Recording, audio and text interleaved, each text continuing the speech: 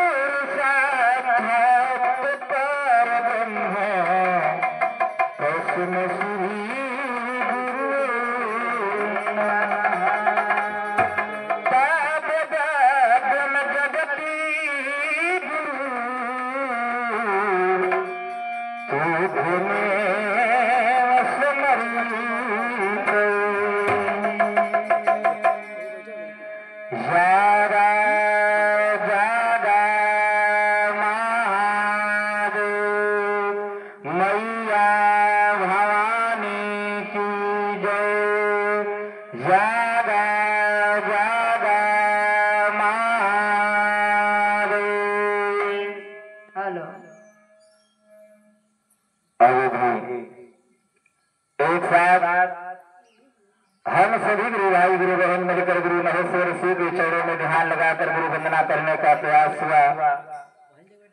आइए चलते हैं गुरु कीर्तन की तरफ। सभी गुरु भाई गुरु बहन शांति का योगदान बनाकर गुरु कीर्तन में साथ देने का प्रयास करेंगे।